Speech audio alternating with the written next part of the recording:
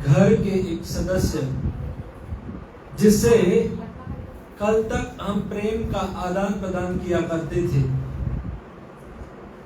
जिनसे प्रेम हम शारीरिक रूप में उनको कुछ अगर चाहिए था तो हम शरीर से उनकी सेवा करते थे, या वो हमें शरीर से कुछ देते थे, यानी शरीर का आदान प्रदान होता था।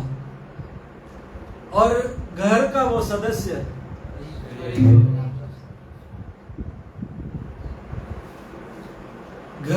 सदस्य जिससे कल तक हम शरीर का आदान प्रदान, प्रेम का आदान प्रदान करते थे, वो आज हमारे बीच में शारीरिक रूप से नहीं है। और उस समय, जिस समय उन्हें शरीर नहीं है और घर परिवार वाले अगर उनसे प्रेम करते हैं और उन्हें कुछ देना चाहते हैं, तो ऐसा व्यक्ति जिसके पास शरीर नहीं है और हम उसे कुछ देना चाहते हैं, तो हम क्या दे सकते हैं?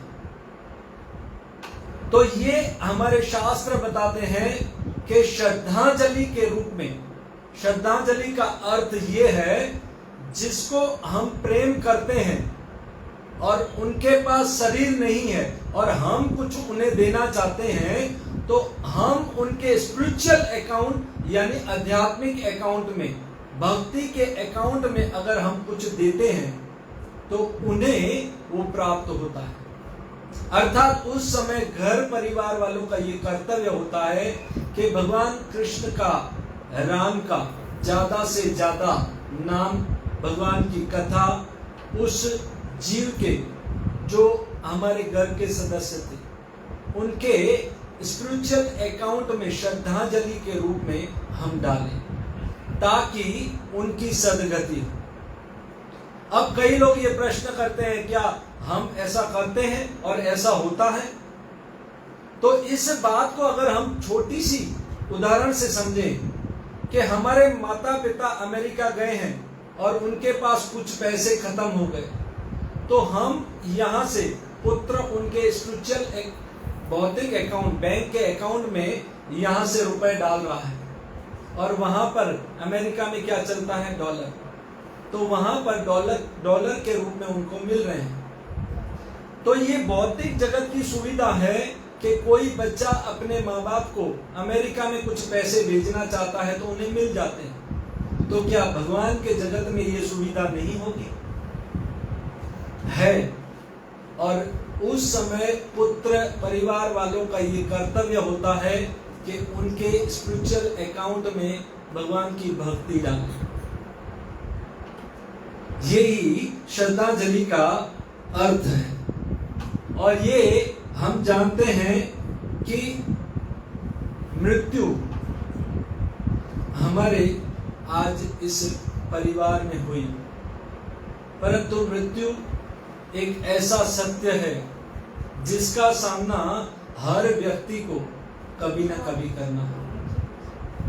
और हम ये देखते भी हैं, क्योंकि युधिष्ठिर महाराज से तो जब यक्ष ने पूछा इस संसार में सबसे आश्चर्यजनक क्या है, निधनम पश्यति न अपि पश्यति, अहनि अहनि भूतानि गच्छन्ति यमालयम। लोग देखते हैं रोज एक दूसरे को, एक मरा हुआ व्यक्ति है उसे शमशान भूमि पहुंचाते हैं, फिर भी उनके जीवन में कोई परिवर्तन नहीं।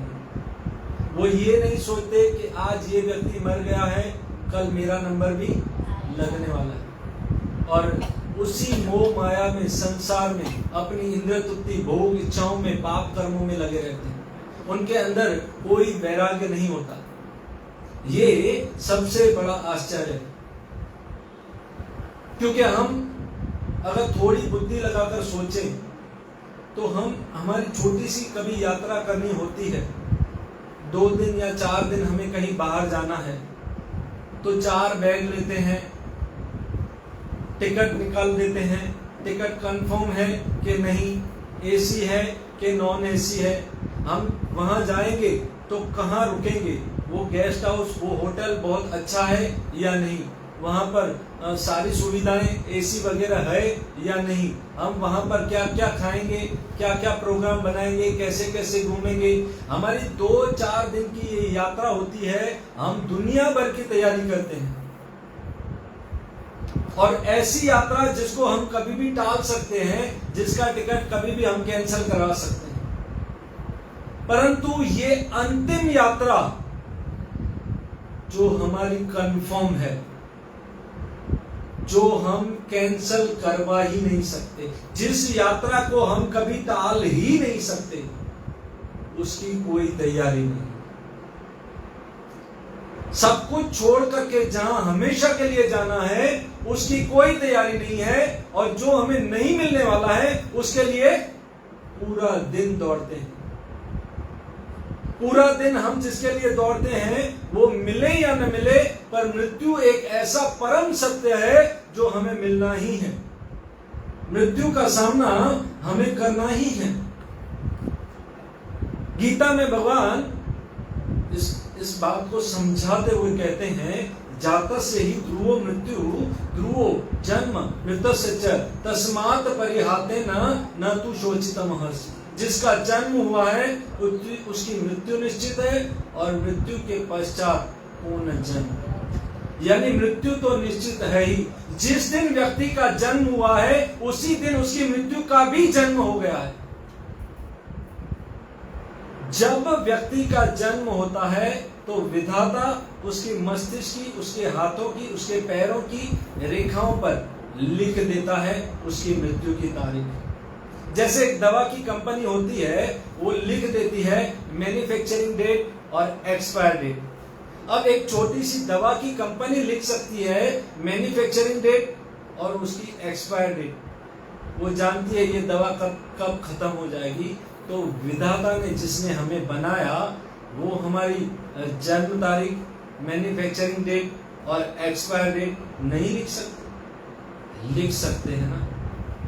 तो उसी दिन उस व्यक्ति की मृत्यु का भी जन्म हो जाता है, जो कि शास्त्र में तो कई वर्णन भी है कि हमारी जब मृत्यु आती है तो कैसे हमें पता चलता है। वैसे तो जब कंस की मृत्यु आई थी तो कंस को इंडिकेटर मिल रहे थे। उसको पहले तो कुछ अच्छा नहीं लगा, भय उत्पन्न हुआ, और उसको तो स्वप्न में भी, और ऐसे महात्मा उस प्रवचन में बताते हुए कहते हैं, जब मृत्यु आने वाली होती है तो 7 दिन पहले हम दीपक जलाते हैं। दीपक, तो दीपक की जो खुशबू बंद होता है ना, जब बुझता है तो उसकी स्मेल आती है ना, वो नहीं आती तो हमें पता चलता है 7 दिन में हमारी मृत्यु होने वाली है। और मिरर में हम जब अपनी शक्ल देखते हैं ना, तो उससे भी हमें ये, जब हमारी अपनी शक्ल उसमें नहीं दिखाई देती, अर्थात हम किसी चिंता में होते हैं, तो हमें समझना चाहिए कि हमारी मृत्यु निश्चित है। परंतु हमारे इस भौतिक जगत में, क्योंकि लोग इन बातों पर जल्दी विश्वास नहीं करते, और हमारे एक वकील साहब थे, और वकील साहब ये बोल रहे थे कि ये आप बोल रहे हो हमें मृत्यु के इंडिकेटर मिलते हैं, अर्थात मृत्यु का जब वारंट निकलता है हमें मिलता है, पर ये हमारे साथ धोखा है।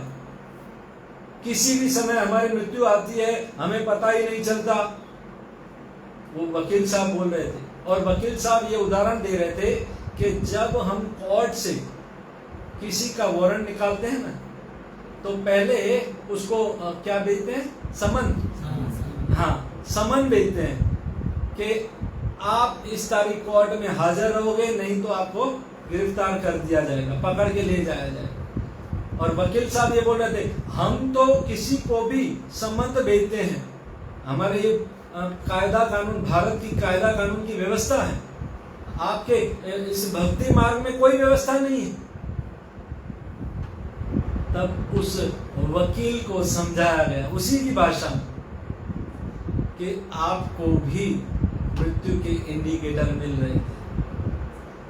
ये उसकी जब मृत्यु होने वाली थी, यमराज के यमदूत आए थे और उसको बताया कि आपकी पहली संबंध आई थी, याद है जब आपके सर में सफेद बाल हुए थे, ये आपकी पहली संबंध थी। आपकी दूसरी संबंध थी जब आपके आंखों में चश्मा आ गया था। आपकी तीसरी संबंध थी जब आपका शरीर शिथिल पड़ गया था और चल फिर नहीं सक रहा था। आपकी चौथी संबंध थी जब आप अपने पलंग से उठ भी नहीं पा रहे थे। ये ऐसा होता है ना, कभी कभी हमारे बुजुर्ग बड़े दादा परदादा पलंग पर होते हैं ना, और लोग बाहर पूछते हैं वो आपके दादा कैसे हैं, ठीक है ना, तो हम बोलते हैं हाँ बहुत अच्छे हैं, वो बाथरूम तक खुद ही जाते हैं। ये अच्छा हुआ क्या? हम अगर बाथरूम तक खुद जाएंगे और लोग बोले कि बहुत खुश है, ये समय आएगा, ये बुढ़ापा। तो उस वकील को ये कहा गया, ये भी आपके मृत्यु का इंडिकेटर था। हमने कितने कितने आपको इंडिकेटर संबंध भेजे, पर आप इतने संबंध मिलने के बाद भी कृष्ण की शरण में, उनकी कोर्ट में हाजिर नहीं हुए, इसलिए हम आपको पकड़ने आए हैं। ये उस वकील को समझाया गया। और अब हम भगवत गीता में जाएं तो गीता के आधार पर अगर एक श्लोक को हम समझने का प्रयास करें तो भगवत गीता का 8वें अध्याय का 6वां श्लोक है। थोड़ा सा मैं पढ़ लेता हूं, आप खाली सुन लीजिए। उसमें प्रभुपाद हमें क्या समझाते हैं मृत्यु के विषय में।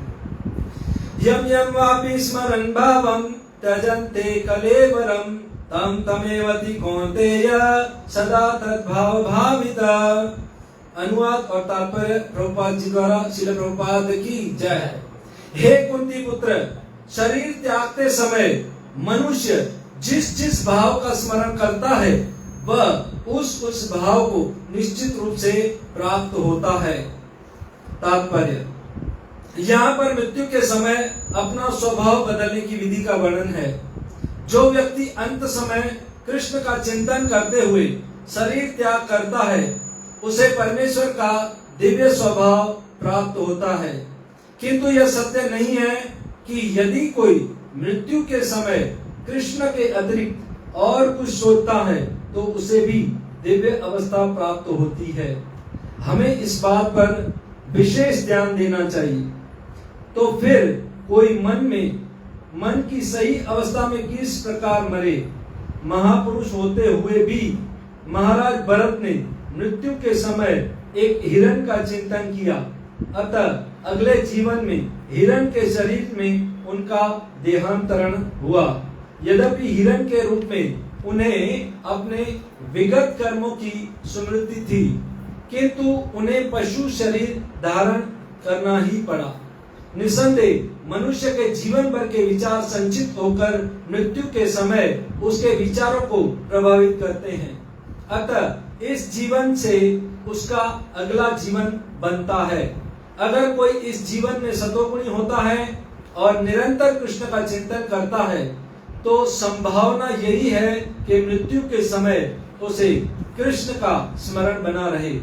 इससे उसे कृष्ण के दिव्य स्वभाव को प्राप्त करने में सहायता मिलेगी। यदि कोई दिव्य रूप से कृष्ण की सेवा में लीन रहता है तो उसका अगला शरीर दिव्य आध्यात्मिक ही होगा, भौतिक नहीं। अतः जीवन के अंत समय अपने स्वभाव को सफलता पूर्वक बदलने के लिए हरे कृष्ण कृष्ण कृष्ण हरे हरे, हरे राम राम राम हरे हरे, इस महामंत्र का जप करना चाहिए। देखिए, इस संसार में व्यक्ति दो तरह से सुधरता है। एक, वो जब साधु संतों के बीच में भगवान श्री कृष्ण की कथा सुन करके, यानी एक साधु संतों की संगति करके, और दूसरा समय की ठोकर से। एक तो साधु संतों की संगति से सुधरता है, नहीं तो समय की ठोकर से अच्छे अच्छों को सुधरना पड़ता है। जीवन में जब गंभीर बीमारी, तकलीफ, दुख, पीड़ाएं आती है ना, तो अच्छे अच्छे व्यक्ति साधु संतों के, भगवान की शरण में आते हैं। इसलिए जीवन काल में, अपने जीवन में जीते जी अगर हम भगवान को स्वीकार नहीं करते, तो मृत्यु के रूप में, काल के रूप में, ये अंतिम सत्य के रूप में भगवान को स्वीकार करना ही पड़ेगा। देखिए, भक्ति तो हमें करनी ही पड़ेगी, इस जन्म में नहीं तो 100 जन्म के बाद, 100 जन्म नहीं तो 1000 जन्म के बाद, 1000 जन्म नहीं तो 10,000 जन्म के बाद।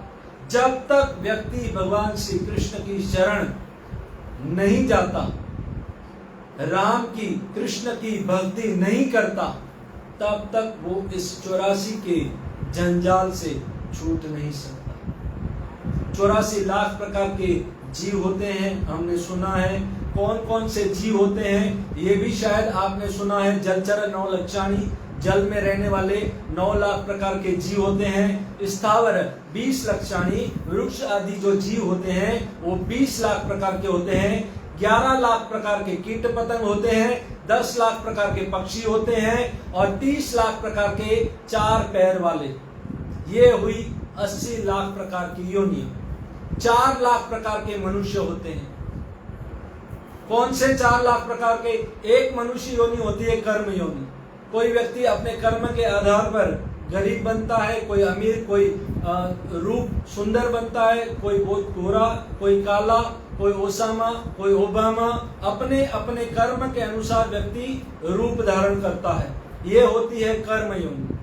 और एक होती है 4 लाख प्रकार की मनुष्य योनि। वो कौन सी योनि? मनुष्य, असुर, गंधर्व, देवता, पितर आदि आदि योनियां, ये 4 लाख प्रकार की मनुष्य योनि है। इस प्रकार 84 लाख योनियों को पार करने में 2.25 करोड़ साल लगते हैं। किसी व्यक्ति को हम आकर के कहते हैं आप भगवान कृष्ण की कथा में आइए, बैठिए, थोड़ा समय निकालिए, तो लोग कहते हैं हमारे पास समय नहीं। तो क्या 2.25 करोड़ साल का समय है? बार बार माँ के गर्भ में उल्टा लटकने का समय है? बार बार जन्म, बार बार मृत्यु, बार बार बुढ़ापा, ये इसका समय है? नहीं है ना। इसलिए हमें जाग जाना चाहिए। संतों की बातों से, भगवत गीता की, कृष्ण की बातों से हमें जागना चाहिए और समझना चाहिए। इस श्लोक में, गीता का ये 8वें अध्याय का 6वां श्लोक है। ये अर्जुन का डाउट्स था उस समय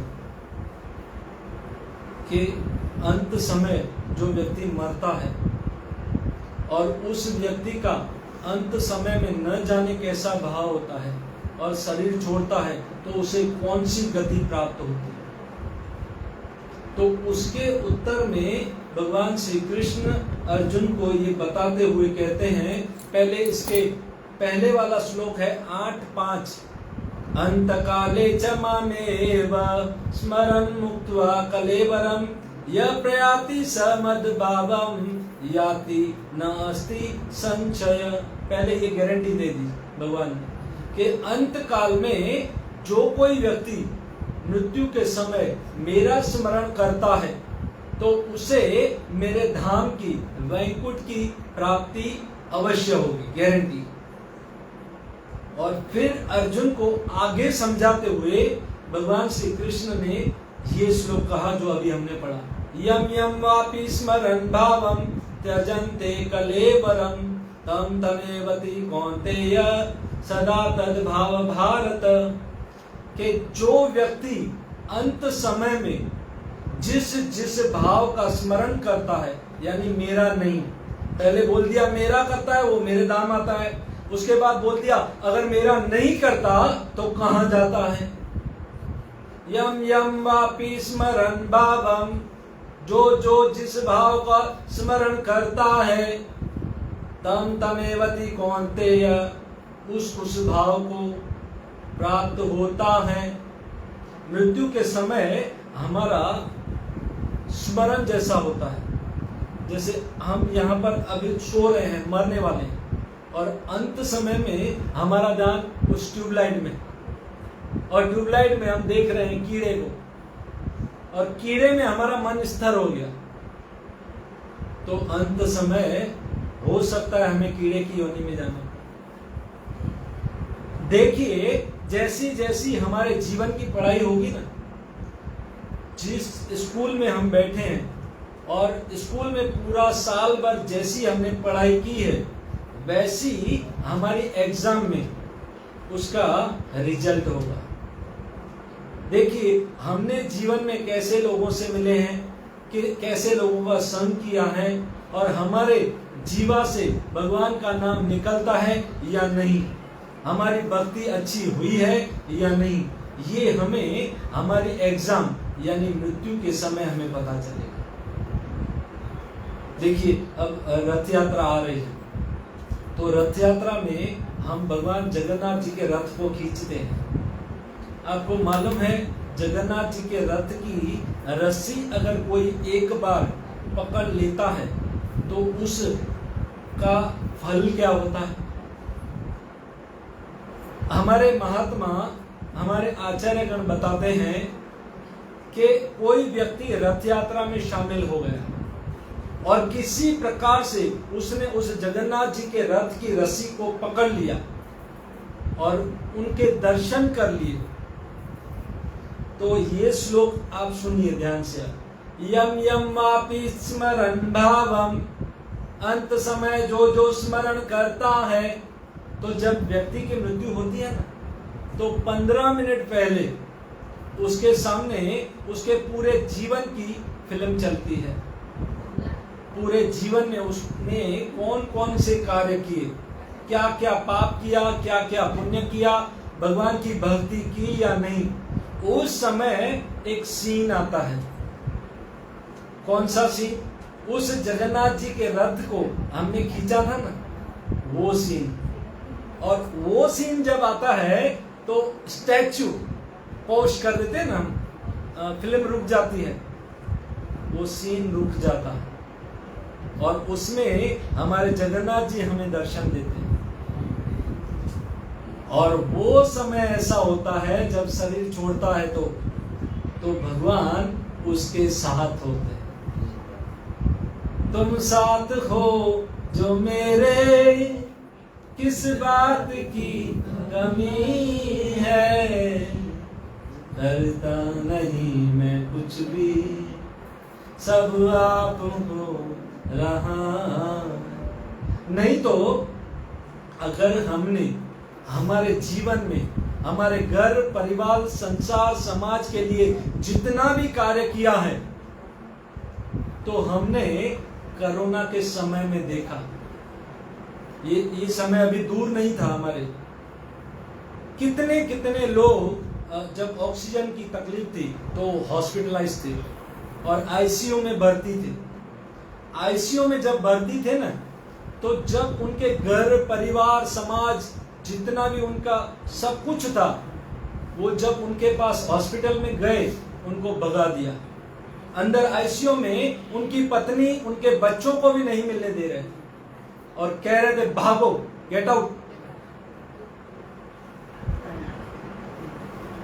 जो समय, उस समय हम अकेले होते हैं। ये देखिए, हमारी परिस्थिति भी ऐसी हो सकती है, हम भी शायद ऐसे समय, ऐसी सिचुएशन में आ सकते हैं कि हॉस्पिटलाइज हो, आईसीयू में हो, और हमारे घर, परिवार वाले हमारे पास नहीं हो। उस समय व्यक्ति अकेला होता है। उस समय व्यक्ति अकेला होता है आईसीयू में, और उस समय उसने जो समय आपने, जो समय कृष्ण सेवा में, जो समय कृष्ण नाम में, जो समय कृष्ण काम में, जो समय कृष्ण कथा में, जो समय आपने कृष्ण के नाम रूप कथा गुण में दिया है, वो समय आपको उस समय काम आएगा जिस समय आपका समय आएगा। ठीक है? वो समय, जो समय आपने कृष्ण के लिए दिया है, वो समय आपको उस समय काम आएगा जिस समय आपका समय आएगा। उस समय हम अकेले होंगे, उस समय वो भगवान जगन्नाथ, वो कृष्ण हमारे साथ होंगे। और ऐसे ही कई उदाहरण हैं। देखिए, अगर हमारा मन कृष्ण में नहीं है मृत्यु के समय, यम यम वापि स्मरन् भावम, यहां पर प्रभुपाद जी बताते हैं, कौन सा उदाहरण दे रहे हैं? भरत राजा का। भागवत की कथा है ये। भरत राजा जो के उस समय के पृथ्वी के छत्रपति सम्राट थे। ये ओनली भारतवर्ष नहीं था, उस समय ये पूरी दुनिया को भारतवर्ष कहा जाता था। पूरी दुनिया के राजा थे और सब कुछ था उनके पास। ऐसा कोई खजाना नहीं था जो नहीं था, ऐसा कोई ऐश्वर्य नहीं था जो उनके पास नहीं हो। परंतु कृष्ण के प्रेम में, वैराग्य में उन्होंने सब कुछ छोड़ करके भगवान की भक्ति में वन में चले गए। अब देखिए, सब कुछ छोड़ दिया, सारी आसक्ति छोड़ दी, घर परिवार धन दौलत बच्चे आदि सबकी आसक्ति छोड़ दी, और जंगल में जब गए तो एक हिरण की आसक्ति में फंस गए। एक गर्भवती हिरनी थी और पानी को पार कर रही थी, शेर उसके पीछे था तो उसका गर्भ गिर गया, बच्चा गिरा और वो हिरनी वहीं मर गई। शेर पीछे था, उसको मार दिया। उस बच्चे को भरत राजा ने उठा लिया और वो छोटी हिरनी मेरे सिवा, अब भरत राजा ऐसे सोच रहे हैं, मेरे सिवा इसका कौन है, मेरे सिवा इसका लालन पालन कौन करेगा? अरे पूरे राज्य को छोड़ दिया उन्होंने, राजा थे, पूरी प्रजा को छोड़ दिया, पत्नी को छोड़ दिया, बच्चों को छोड़ दिया, धन को छोड़ दिया। अब हिरनी में आसक्ति हो गई और हर समय सोच रहे थे, यज्ञ भी कर रहे थे भगवान का और देख रहे थे कहां गई वो हिरनी, कहां गई? कहीं जंगल में शेर तो नहीं आ गया? और आसक्ति उसमें फंस गई।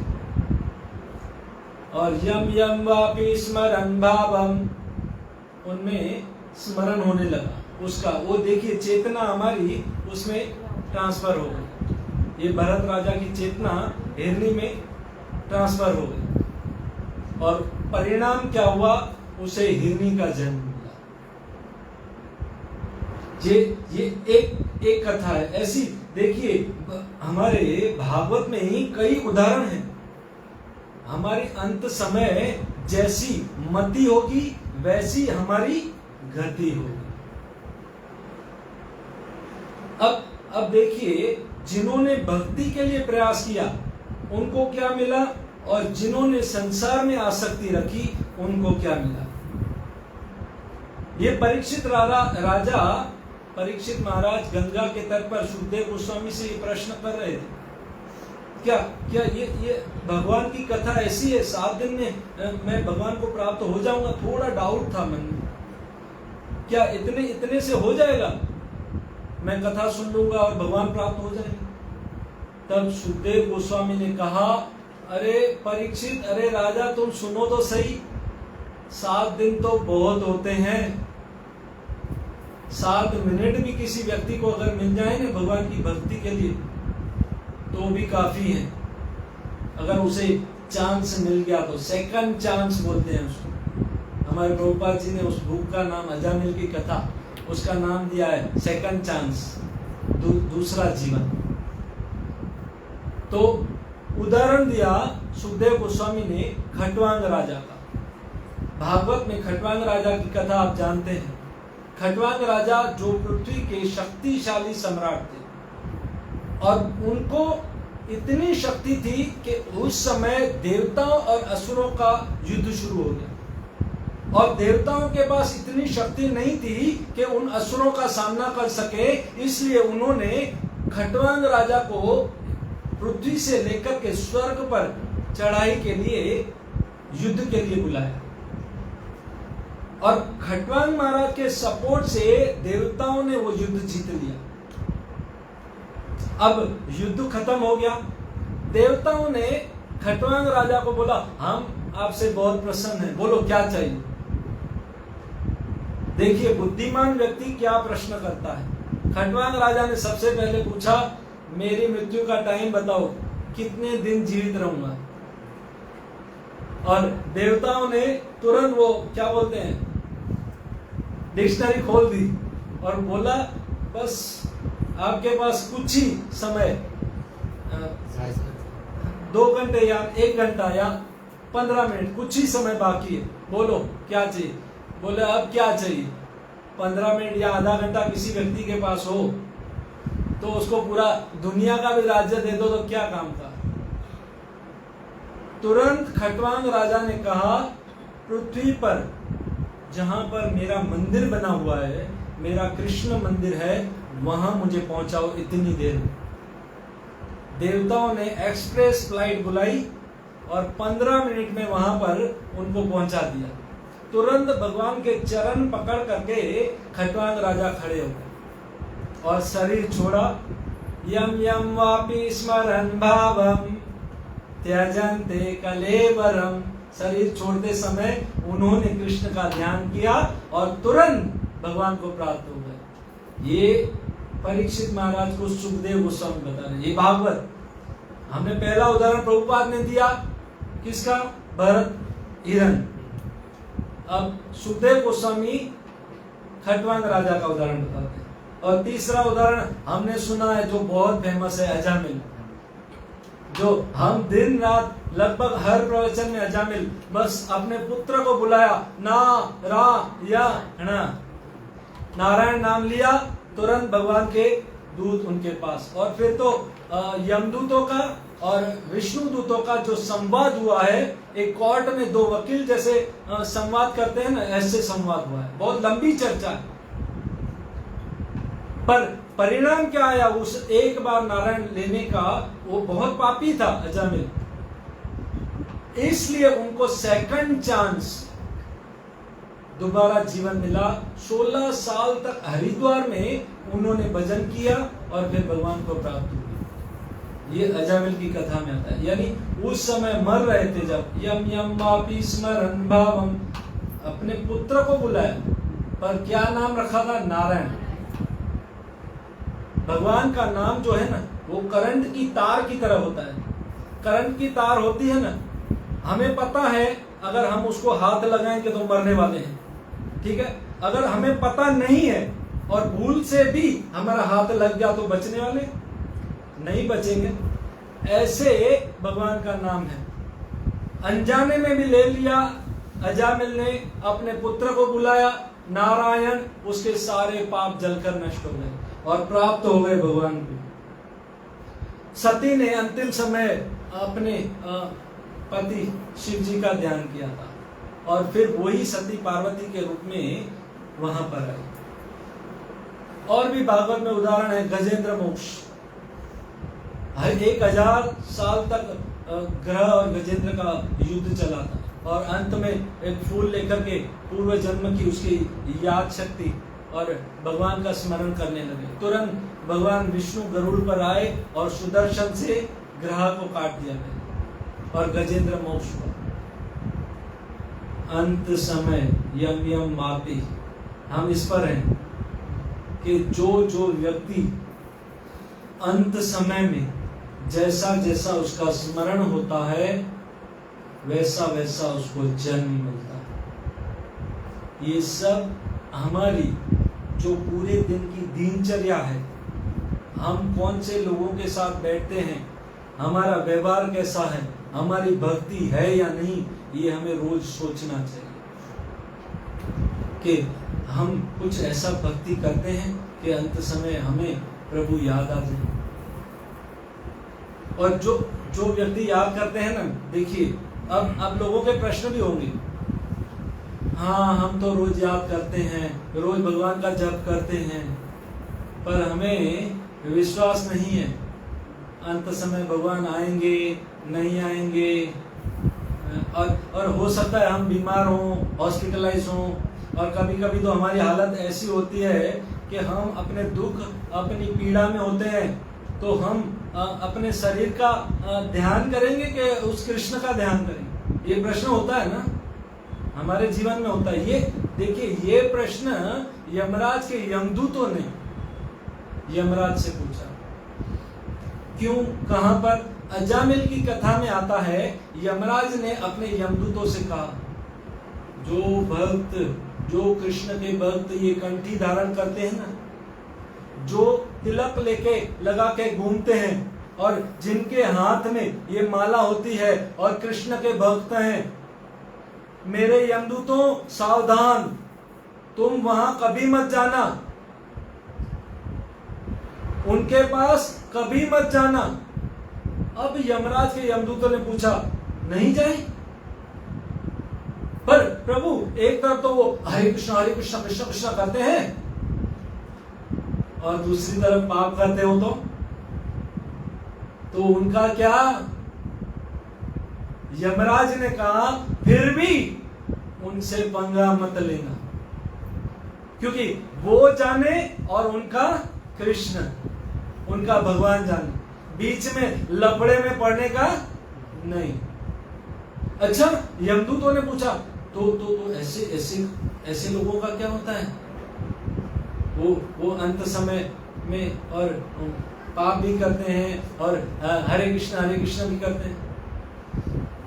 तब यमराज ने कहा, ये उनका और उनके भक्तों का मामला है, भगवान फिर भी उनको अपने पास, अपनी गोद में रखते हैं।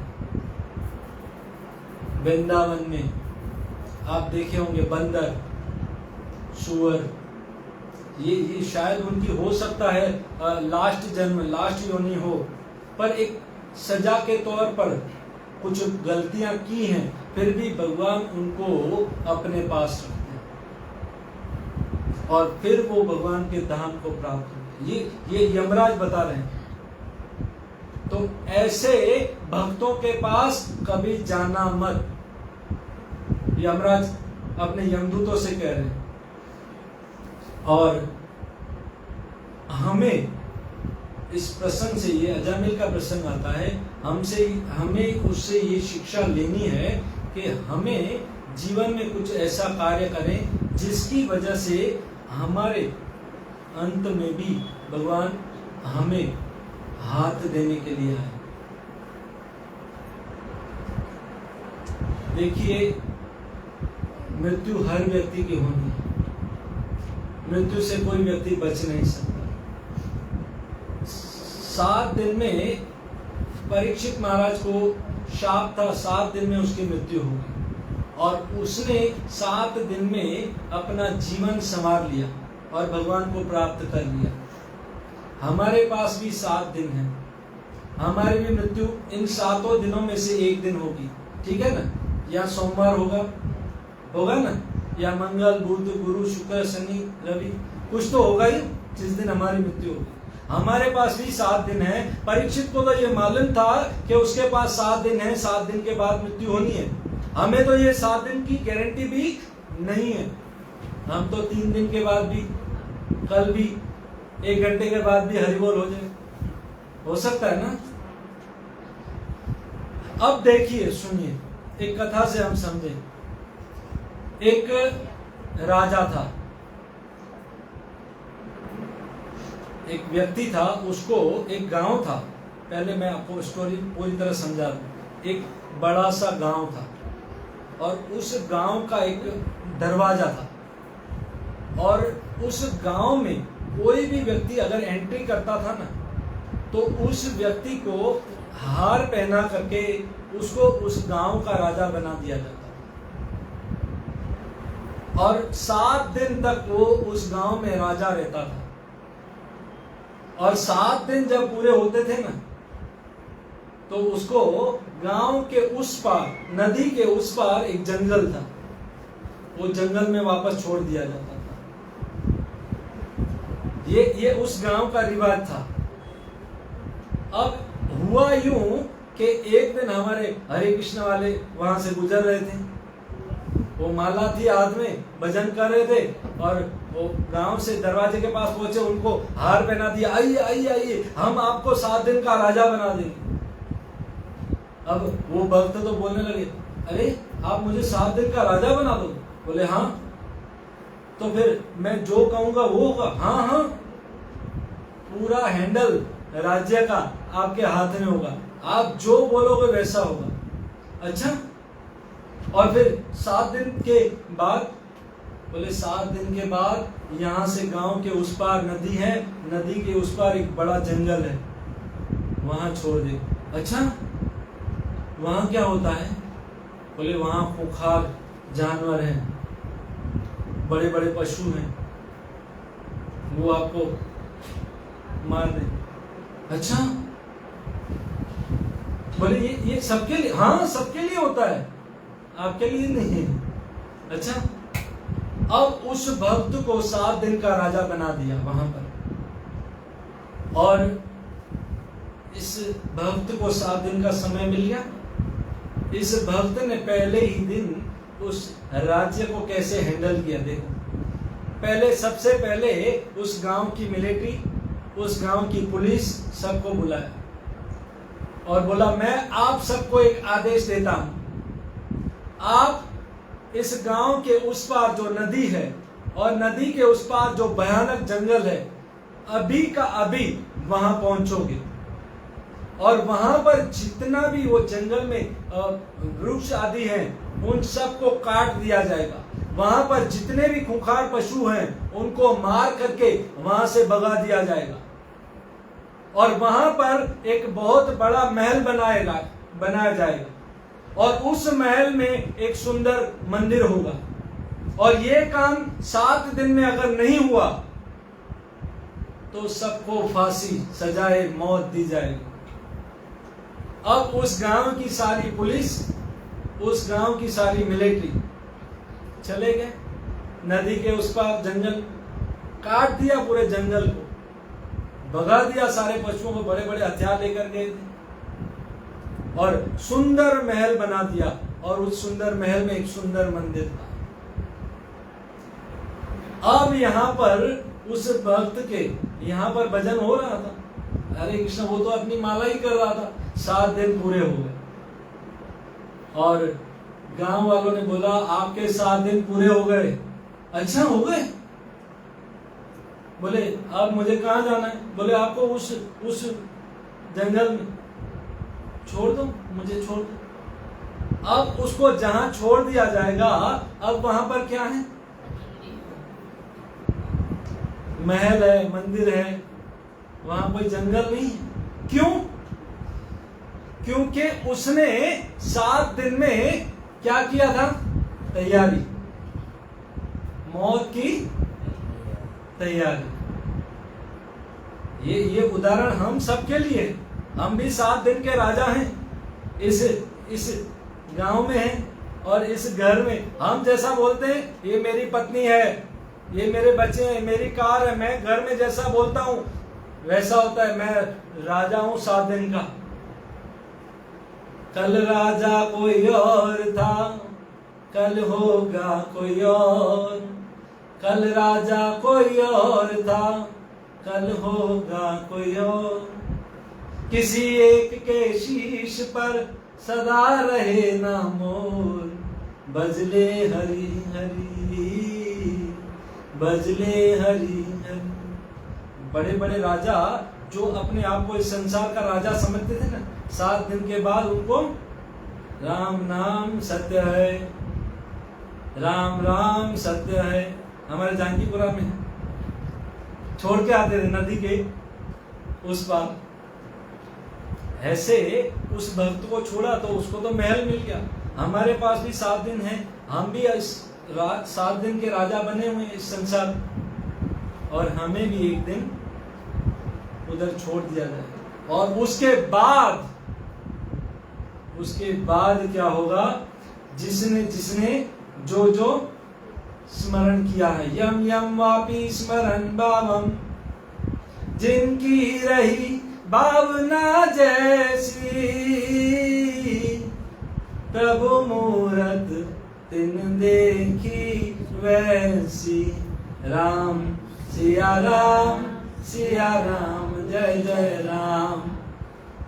जीते जी अगर राम को, कृष्ण को स्वीकार नहीं किया है तो अंत समय मृत्यु के रूप में, काल के रूप में उनको स्वीकार करना ही पड़ेगा। तो हमें ये शिक्षा लेनी है कि हमारे पास भी 7 दिन है, 7 दिन के राजा हैं और हमें एक दिन छोड़ दिया जाए, तो हमें उस 7 दिन की तैयारी करनी है। देखिए हमारा ये स्वभाव है जीवन में, हम हर चीज अच्छी चाहते हैं। कार चाहिए तो कौन सी अच्छी, मोबाइल चाहिए तो अच्छी, फ्लैट चाहिए तो अच्छा, बीवी चाहिए तो अच्छी, पति चाहिए तो अच्छी। यहां तक कि हमारे पास बहुत बुद्धि है, आलू लेने जाते हैं ना 10 रुपए के, तो बोलते हैं अच्छे देना, अच्छे देना, भले वो डाल देगा 2-4, पर हम तो बोलते हैं, हमारा स्वभाव होता है अच्छे देना। हम जीवन में ये चाहते हैं हमें सब कुछ अच्छा मिले, और हमारा तो ये स्वभाव है जीते जी भी हम जो चाहते हैं वो हमें मिले, हमें अच्छा मिले। और हमारा ये स्वभाव है कि हम मर जाए ना, तो मरने के बाद भी हम वो चाहते हैं, जो अच्छा चाहते हैं वो हमें मिले, अर्थात हम यहाँ भी सुखी रहें और मरने के बाद भी सुखी। अगर आप वो चाहते हो, अगर आप वो चाहते हो जो आप चाहते हो, तो आपको वो करना पड़ेगा जो वो चाहते हैं। सुन लिया? अगर आप वो चाहते हो, अर्थात यहां भी सुखी वहां भी सुखी। अगर आप वो चाहते हो जो आप चाहते हो, तो आपको वो करना पड़ेगा जो वो चाहते हैं, अर्थात कृष्ण। और कृष्ण क्या चाहते हैं? सर्वधर्मान परित्याज्य माम एकम शरणं व्रज, अहम त्वां सर्व पापेभ्यो मोक्षयिष्यामि मा शुच। मेरी शरण में, शर्त एक ही, कृष्ण की शरण में जाना। इसलिए हमें भक्तों के संग में बैठ करके भगवान कृष्ण की कथा सुननी चाहिए। हमारा एक ज्वलंत उदाहरण है, हमारे एक भक्त थे, सबके घर जाते थे प्रवचन करने के लिए। तो एक बहुत बड़े सेठ थे, ये यहाँ की बॉम्बे की बात है। तो उनके पास एक दिन फोन आया, एक बड़े सेठ थे, उस सेठ के पास बहुत कुछ था, करोड़ों रुपए थे, करोड़ों के बंगले, करोड़ों की गाड़ियां थी, सब कुछ था। परंतु अंत समय में जब उनकी मृत्यु हो रही थी, तो मुंह पे ऑक्सीजन था और स्लाइन चढ़ा हुआ था, यहाँ सुई, मुंह में पाइप, हर जगह प्रॉब्लम ही प्रॉब्लम था। उनके बच्चों ने सोचा कि अगर इस समय हमारे पिता की मृत्यु हो रही है, अगर कोई साधु संत यहाँ पर आ जाए तो शायद हमारे पिताजी का भला हो जाए। तो उन्होंने हमारे एक भक्त को फोन किया और कहा, आप बापूजी यहाँ पर आइए, सत्संग कीजिए, कुछ हमारे पिता की मृत्यु होने वाली, और हम आपको गाड़ी भेजते हैं, ड्राइवर भेजते हैं। उन्होंने गाड़ी भेजी, आलीशान करोड़ रुपए वाली गाड़ी भेजी। और वो भक्त बता रहे थे, वो गाड़ी में जब बैठा तो उस गाड़ी में इतनी सारी सुविधाएं थी, उसको देख करके लग रहा था कि मैं महल में बैठा हूँ। हर सुविधा उस गाड़ी में थी। वो पहले गाड़ी का गुणगान कर रहे थे। मैंने बोला, ये गाड़ी का गुणगान क्यों कर रहे थे? फिर बोले, हम जब वहां पहुंचे उस सेठ के महल में, और जब गेट पर पहुंचे, गेट खोला गया तो एक तरफ स्विमिंग पूल था और एक तरफ करोड़ों रुपए वाली 10-20 गाड़ियां खड़ी थी। और उस महल में जब हमने प्रवेश किया तो करोड़ों रुपए का फर्नीचर, झूमर आदि वहां पर श्रृंगार के रूप में लगे हुए थे।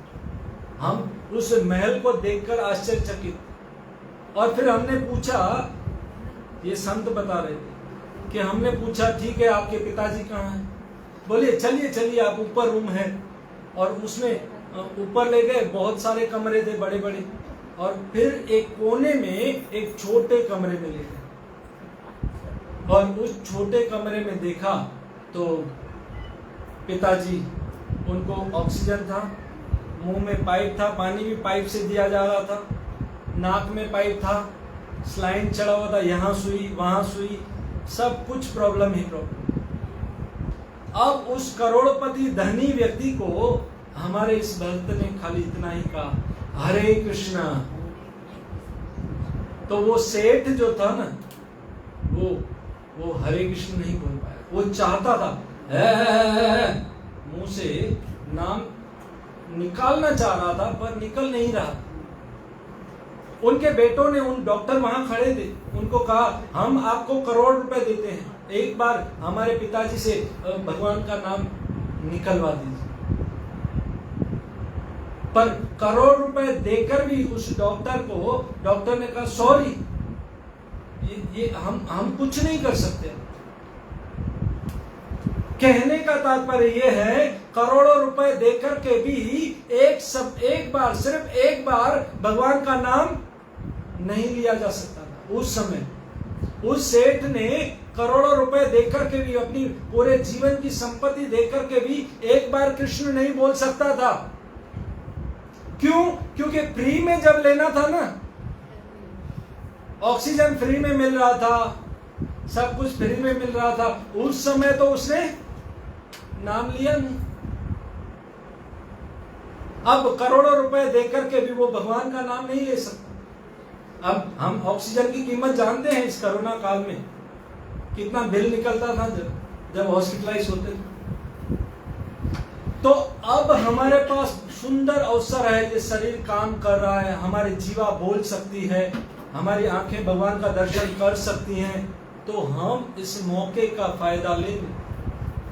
नहीं तो ऐसा समय आएगा कि हम करोड़ों रुपए देकर के भी हम इस जीवा से कृष्ण का नाम नहीं ले सकते।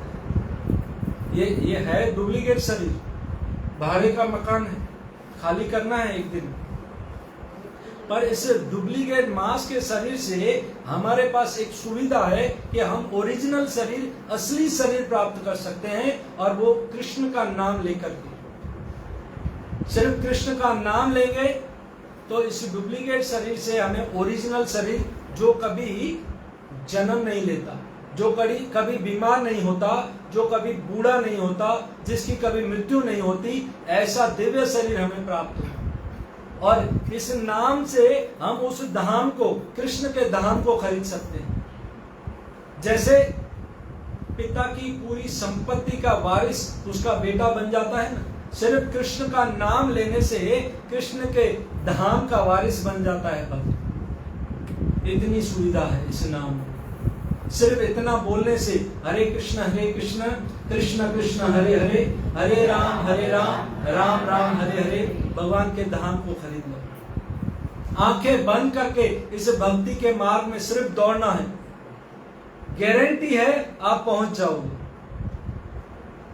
भगवान के नाम आपको बोलने को कहा गया, मन लगे या न लगे, भले मन हमारा लगे या न लगे, आप भगवान का नाम लो।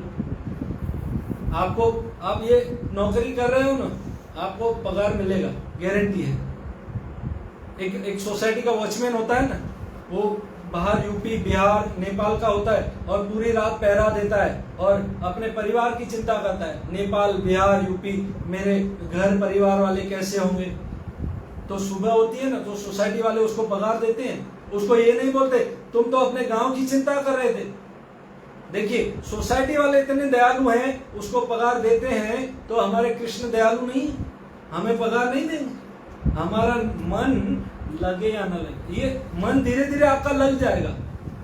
आपका मन धीरे धीरे जैसे आप जपोगे तो हमारे हृदय में जो पीलिया बीमारी है वो धीरे धीरे निकल जाएगी। ये मीठा शेडी के रस के समान है, उसको जैसे जैसे चबाएंगे ये नाम हमें मीठा लगने लगेगा। आज आपका मन नहीं लगता है तो भी कीजिए, कल आपका मन लगेगा और जन्म मृत्यु के चक्र से आप मुक्त हो जाओगे। कलयुग की यही दवा है।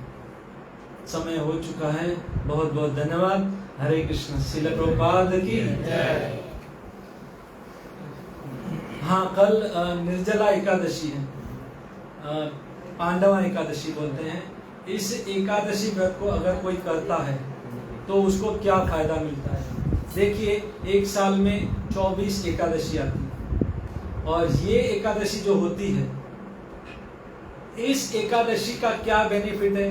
जो 23 एकादशी 23 एकादशी पहले गई और हमने वो एकादशी नहीं की, या हमने वो जो एकादशी गई उसमें हमने कोई गलती कर दी, कुछ अनजाने जाने कुछ खा लिया, या हो सकता है भूल से हमारी वो एकादशी टूट भी गई, तो वो 23 एकादशी का जो भूल, अपराध, कुछ पाप, कुछ गलती हो गई, वो इस निर्जला एकादशी में सब कुछ माफ हो जाता है। और 23 एकादशी का फल इस एक एकादशी में आपको प्राप्त हो सकता है। तो ये आपके लिए बहुत बड़ी सेल है, और उसका आपको फायदा उठाना है। कल हो सके तो कीजिए, अगर नहीं कर सकते हैं तो फिर पानी पे या फलाहार कर सकते हैं।